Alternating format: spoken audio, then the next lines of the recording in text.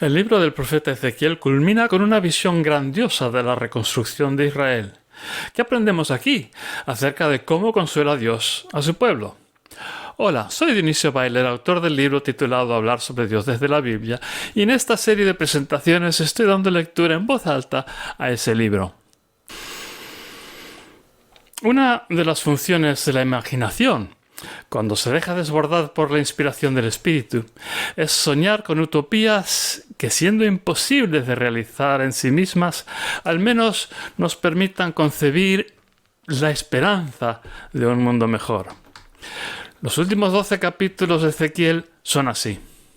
Guiada por el Espíritu del Señor, la imaginación de Ezequiel nos dibuja un mundo donde vuelve a haber 12 tribus de Israel, huesos secos de una civilización destruida y tribus desaparecidas que cobran vida otra vez. Vivirán en paz y armonía en una tierra fantástica, hecha fértil y productiva por las aguas de un río milagroso. Leeremos aquí solo los dos últimos capítulos. Entonces me hace volver a la entrada del templo y mira, manan aguas de debajo del umbral del templo hacia el este, porque el templo está orientado hacia el este. Y las aguas fluyen desde la ladera derecha del templo, desde el sur del altar. Entonces me hace salir por la puerta del norte y dar una vuelta por el exterior hasta la puerta exterior por el camino del nordeste. Y mira, manan aguas desde la ladera derecha. Al salir el hombre hacia el este, hay un metro en su mano y mide medio kilómetro y me hace cruzar el agua que me moja los pies. Entonces mide otro medio kilómetro y me hace cruzar el agua que me llega hasta las rodillas. Y mide otro medio kilómetro y me hace cruzar el agua que ahora me llega hasta la cintura. Y mide otro medio kilómetro un río que no se puede cruzar por lo honda que es el agua, que habría que nadar. Un río imposible de cruzar. Y me dice, ¿qué has visto, humano? Entonces me hace andar hasta volver a la ribera del río. Cuando vuelvo, mira, en la ribera del río hay un bosque muy grande de este lado y del otro. Y me dice, estas aguas fluyen a la frontera del este y bajan hasta la estepa y desembocan en el mar. Y en su fluir las aguas son potables. Y sucede que cualquier ser vivo que pulula, todo lo que entra allí en los ríos vive. Y hay una multitud inmensa de peces, porque estas aguas llegan allí y son potables. Y todo lo que está donde llega el río vive, y hay pescadores que se ponen junto al río. Desde Fuente Cabrito hasta Fuente Becerros es un tendedero de redes. Y hay una multitud enorme de especies de peces, tanto como en el mar grande, el Mediterráneo. Sus ciénagas y pozos no son potables, sirven para salinas. Y junto al río crece en las riberas a ambos lados todo árbol frutal.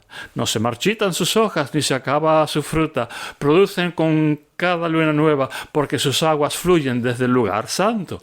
Entonces su fruta es comestible y sus hojas son medicinales. Así dice el Señor, el nombre. Esta es la frontera que vais a tener, la tierra para las 12 tribus de Israel. José son 2 partes. La vais a tener cada cual igual que su hermano, tal cual alcé la mano en juramento a vuestros antepasados que la daría. Y a cada uno le caerá en suerte la tierra que poseerá. Y esta es la frontera de la tierra por el lado del monte Chafón, el norte, desde el mar Mediterráneo hacia Hetlón, pasando por Sedad, Hamat y Berutá, la que está en la frontera entre Damasco y Hamat, Hatzer, la mediana, que está en la frontera de Jabrán. Pero la frontera discurre desde el mar por Hetzarenón hasta la frontera de Damasco, por el norte hacia el monte Safón y la frontera de Hamat, el lado norte. Y por el lado del este discurre entre Jabrán y Damasco y entre Galaad y la tierra de Israel. El Jordán es la frontera para medir por el este hasta el mar, el lado del este. Y por el lado del desierto, del Negev hacia el sur, discurre como desde Palmera hasta Aguas Discordia, Cadés, en dirección al río hasta el Mar Grande. El lado sur, el desierto del Negev. Y por el lado del oeste, el propio mar Mediterráneo es la frontera hasta frente a la entrada a Hamat. Este es el lado del oeste. Entonces os repartiréis esta tierra entre vosotros según las tribus de Israel. Y será un patrimonio para vosotros y para los peregrinos que se hayan establecido entre vosotros y tengan hijos nacidos entre vosotros, conforme caiga la suerte. Y se hará con ellos igual que con los israelitas naturales del país. Les caerá en patrimonio por suerte, juntamente con vosotros en medio de las tribus de Israel. Y le tocará en la tribu donde se haya establecido el peregrino, allí se le dará su patrimonio. Declaración del Señor en nombre. Ahora bien, estos son los nombres de las tribus por el extremo norte, junto al camino a Hetlón, según se entra a Hamat, Hetzarenán, la frontera de Damasco en dirección al monte Safón, hasta junto a Hamat. Y son para él una parte desde el este hasta el mar, Dan, 1. Y junto a la frontera de Dan, desde la parte del este y hasta la parte que da al mar, Aser, 1. Y junto a la frontera de Aser, desde la parte del este y hasta la parte que da al mar, Neftalí, 1. Y junto a la frontera de Neftalí, desde la parte del este hasta la parte que da al mar, Manasés, 1. Y junto a la frontera de Manasés, desde la parte del este y hasta la parte que da al mar, Efraín, 1. Y junto a la frontera de Efraín, desde la parte del este y hasta la parte que da al mar, Rubén, 1. Y junto a la frontera de Rubén, desde la parte del este y hasta la parte que da al mar, Judá, 1. Y junto a la frontera de Judá, desde la parte del este y hasta la parte que da al mar, esta es la consagración que consagraréis, 12 kilómetros y medio de ancho y largo, como una de las asignaciones.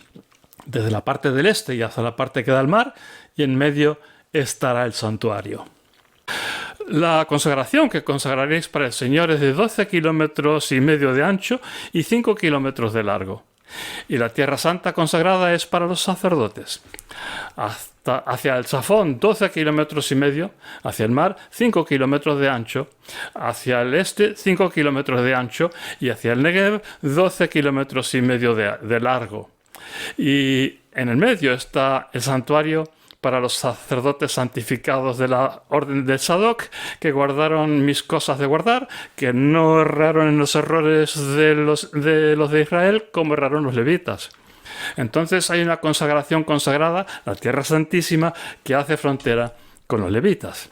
Y los levitas, pegados a la frontera de los sacerdotes, 12 kilómetros y medio de largo y 5 kilómetros de ancho, su longitud total son 12 kilómetros y medio por 5 kilómetros de ancho. Y no lo pueden vender, ni canjear, ni traspasar. Es tierra principal por ser santa para el Señor. Pero la anchura de 12 kilómetros y medio restantes frente a esos 12 kilómetros y medio es tierra secular urbanizable para viviendas y parques, y en medio estará la ciudad. Y estas son sus dimensiones. La parte hacia el Safón, 2 kilómetros y medio. Y la parte hacia el mar, 2 kilómetros y medio. Y la parte del este, 2 kilómetros y medio. Y la parte hacia el Negev, 2 kilómetros y medio. Y la ciudad está rodeada de parques. Hacia el Safón, 125 metros. Hacia el Negev, 125 metros. Al este, 125 metros. Y hacia el mar, 125 metros. Y el resto de la longitud que da a la santa tierra consagrada, 5 kilómetros hacia el este y 5 kilómetros hacia el mar, está al lado de la santa tierra consagrada. Y lo que produce alimentará a los funcionarios de la ciudad. Y los funcionarios de la ciudad prestan servicio de parte de todas las tribus de Israel. Toda la tierra consagrada son 12 kilómetros y medio por 12 kilómetros y medio, un área cuadrada, santa tierra consagrada como patrimonio de la ciudad. Y es para el príncipe lo que queda de este lado y de aquel de la santa tierra consagrada del patrimonio de la ciudad. Frente a los 12 kilómetros y medio de la consagración por la frontera del este y hacia el mar, frente a los 12 kilómetros y medio junto a la frontera que da hacia el mar, lo que sigue a continuación de ello son tierras del príncipe. Y la santa tierra consagrada y el santuario del templo quedan justo en el centro. Entonces, desde el patrimonio de los levitas y desde el patrimonio de la ciudad que están en el medio de las tierras del príncipe, todo el territorio que hace frontera entre Judá y Benjamín son tierras del príncipe. En cuanto a las tribus que quedan, desde la parte al este y hasta la parte que da al mar, Benjamín 1. Y junto a la frontera de Benjamín, desde la parte del este y hasta la parte que da al mar, Simeón 1. Y junto a la frontera de Simeón, desde la parte del este y hasta la parte que da al mar, Isaacar 1. Y junto a la frontera de Isaacar, desde la parte del este y hasta la parte que da al mar, Zabulón 1. Y junto a la frontera de Zabulón, desde la parte del este y hasta la parte que da al mar, Gad 1. Y junto a la frontera de Gad, hasta la parte del desierto del Negev, hacia el sur. Y esta es la frontera que discurre desde Palmera, Aguas Discordias, Cadés, en dirección al río, hasta el Mar Grande, el Mediterráneo. Esta es la tierra que os repartiréis a suertes como patrimonio por las tribus de Israel, y estos serán vuestros terrenos, declaración del Señor el nombre.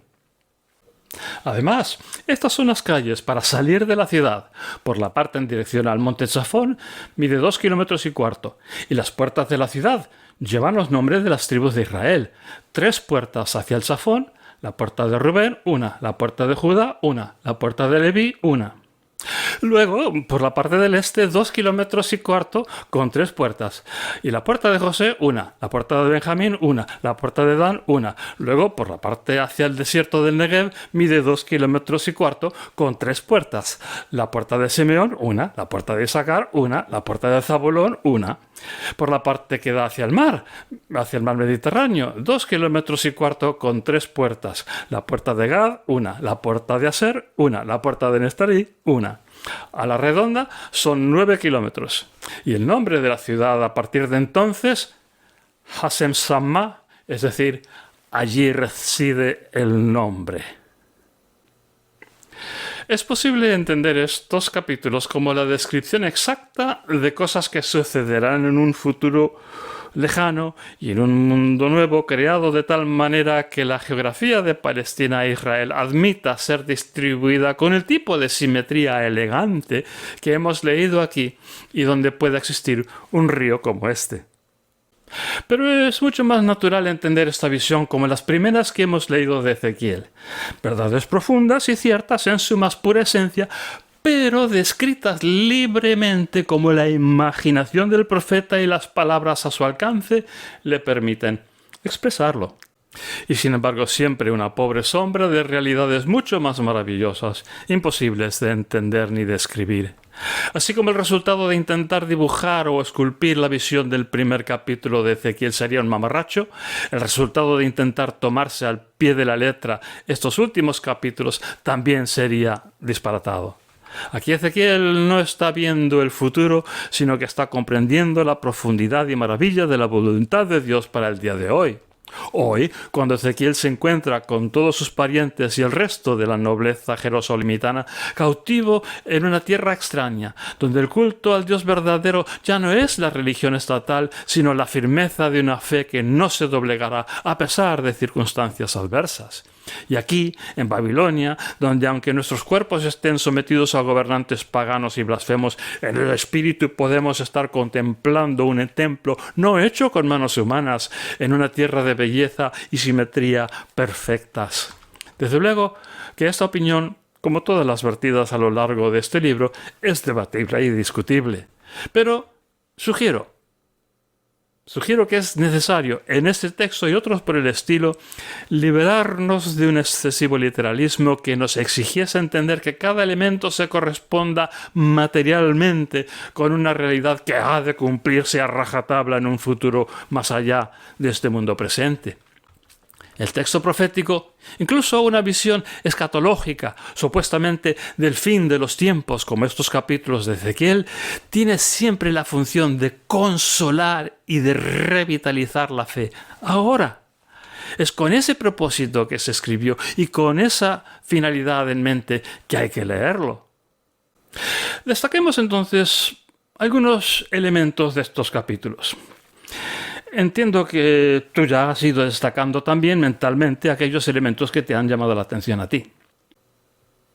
He oído sermones alegóricos sobre el río de Ezequiel que predicaban a partir de estos versículos la inmediatez de la presencia del Espíritu y su obra revitalizadora. Instintivamente, o tal vez guiados por el Espíritu Santo, han dado en la clave. O dejamos que Dios nos ministre, nos sane, nos infunda fe y esperanza hoy, o desfalleceremos mucho antes de que pueda cumplirse esta visión en ningún otro sentido. ¿Quién se quiere dar por satisfecho con mojarse solamente hasta los tobillos o hasta las rodillas, pudiendo avanzar un poco más y sumergerse enteramente en esas aguas vivificadoras? ¿No anhelamos acaso dejarnos empapar de arriba abajo con un bautismo del Espíritu? La predicación resulta marcadamente pentecostal en el sentido de la tradición eclesial con sus énfasis en manifestaciones sobrenaturales que arranca a principios del siglo XX. Pero en su libertad para no sujetarse a una interpretación materialista y literalista, creo que cuadra profundamente con la intención del texto de Ezequiel. No es casualidad que el río de Ezequiel 47 parezca regar un paraíso.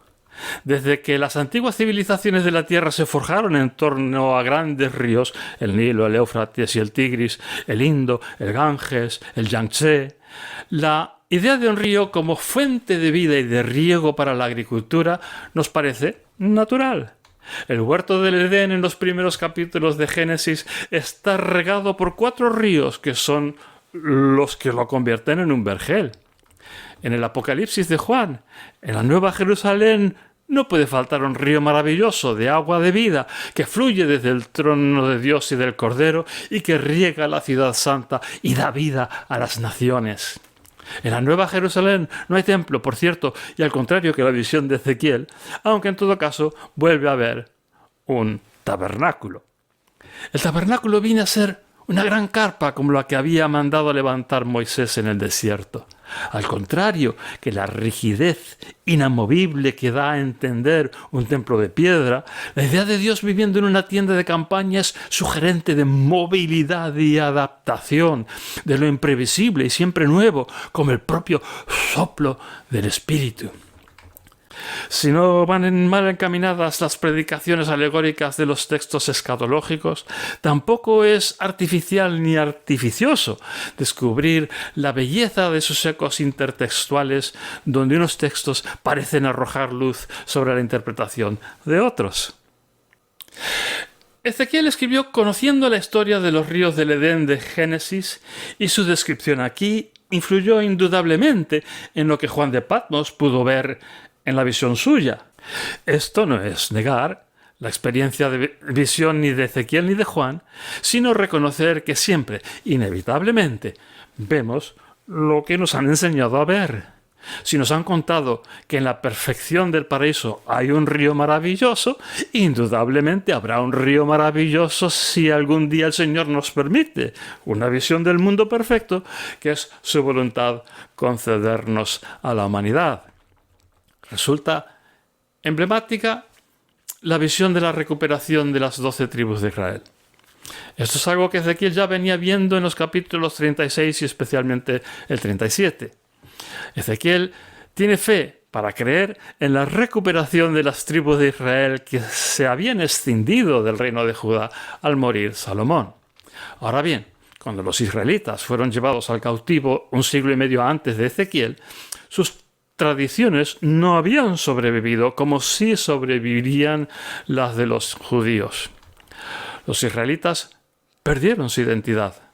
Su descendencia se diluyó entre los pueblos del Oriente Medio. A la postre, con el fenómeno de esclavos adquiridos por Roma y más tarde por la sociedad europea medieval, esos descendientes de Israel, mezclados con innumerables otros pueblos, se mezclaron también por toda Europa, además de llegar hasta la India y Asia Central. Como no existen razas puras, cualquiera de nosotros puede ser descendiente de israelitas por vías muy diferentes. Esclavos orientales traídos en tiempos romanos, o sarracenos, o turcos raptados y traídos a la España medieval, árabes conquistadores, visigodos emigrados desde Europa Central, descendientes a su vez de pueblos emigrados desde el Cáucaso. Y sin embargo, Ezequiel ve a Israel constituida en sus 12 tribus originales y habitando en paz y armonía en una tierra llena de belleza y simetría.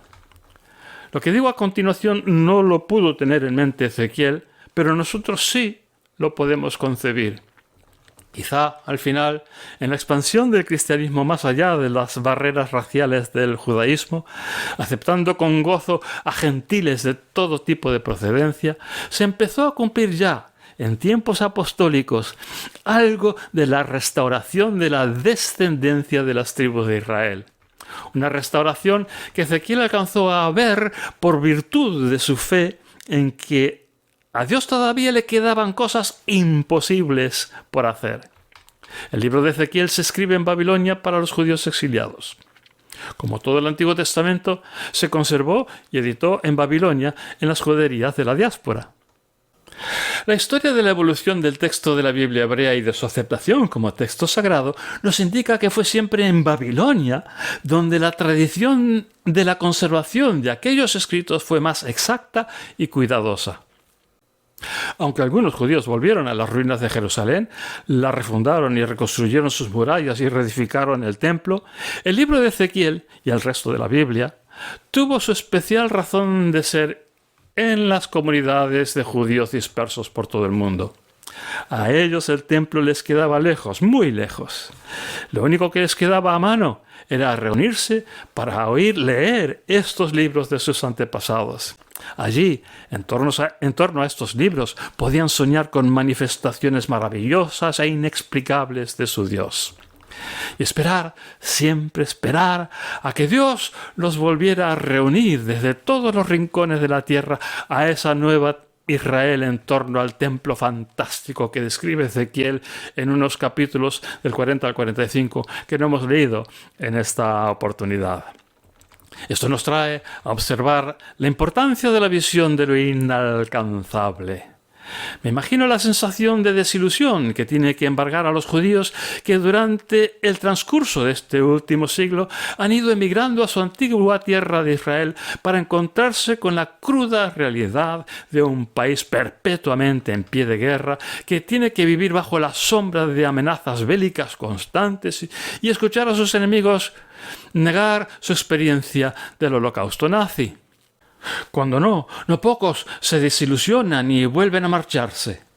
Esta República de Israel, militarizada, materialista y secularizada, no es lo que venían imaginando durante siglos y siglos al cerrar la liturgia de la Pascua judía con la exclamación «El año que viene en Jerusalén». Hay algo en el espíritu humano que necesita soñar con lo inalcanzable. En última instancia, es un anhelo de Dios que se deja amar pero nunca poseer.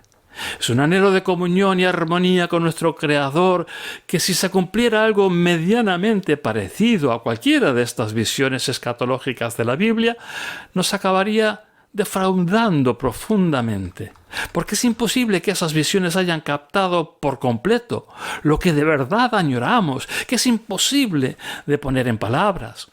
Lo podemos sentir como un anhelo lleno de la más profunda nostalgia por algo que hemos perdido y sabemos que tenemos que recuperar.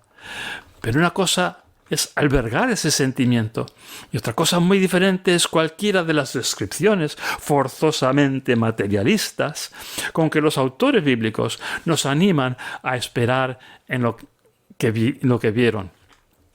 Como nos instruye la fábula del rey Midas, el día que llegáramos a alcanzar lo que pensamos estar deseando, sería el día más amargo de nuestra existencia. Aquellas visiones están llenas de oro y piedras preciosas, además de árboles frondosos y siempre ese río maravilloso que da vida. ¿Pero acaso es abundancia de oro y piedras preciosas lo que anhelamos? ¿Daríamos por satisfecha nuestra existencia con semejantes posesiones inútiles, de lujo y ostentación? ¿Acaso no deseamos, al contrario, un no sé qué inmaterial, como sabernos amados y protegidos, pase lo que pase, por la presencia del Espíritu de Dios? Toda visión escatológica en la Biblia sirve tan solo como una señal en el camino.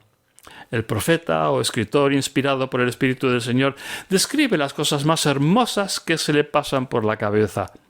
Luego baja la pluma, deja caer su rostro sobre sus manos y rompe a sollozar porque no era esto, sino otra cosa mucho más bella e inalcanzable, lo que fugazmente fue capaz de alcanzar a ver. El mensaje de este tipo de escritura bíblica es el de la consolación en la esperanza de que Dios conoce nuestros corazones y un día, estrechados en la dulce serenidad y seguridad de su abrazo maternal, sabremos que por fin hemos llegado a casa. Te dejo por ahora entonces con este pensamiento, el de la ternura del abrazo de Dios que trae consolación en las horas más oscuras del sufrimiento humano. En nuestra próxima presentación abordaremos un capítulo del libro de Daniel. Hasta pronto.